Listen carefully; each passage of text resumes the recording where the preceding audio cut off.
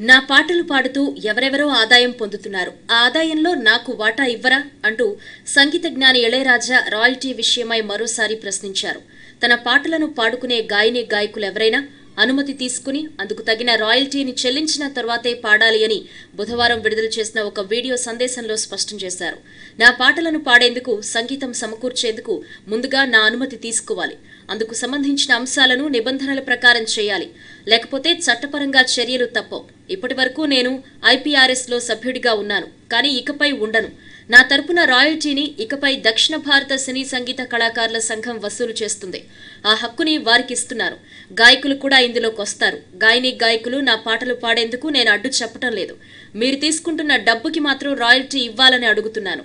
మీరు ఉచితంగా పాడితే ధారాళంగా నా పాటలు పాడొచ్చు. అందుకు డబ్బులు ఇవ్వనవసరం లేదు. కచేరీలకు డబ్బులు తీసుకుంటున్నారు కదా, అందులో నా పాటలే పాడుతున్నారు. డబ్బులు తీసుకుంటున్నారు, మరా డబ్బులో నాకు భాగం లేదా? పాటే నాదైనప్పుడు వాటా లేకుండా ఎలా ఉంటుంది?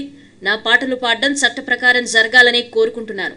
భావితరాలకు ఇది మార్గదర్శకంగా ఉంటుంది. అందరూ ఈ విషయాన్ని అర్థం చేసుకోవాలి అని ఇళయరాజా పేర్కొన్నారు.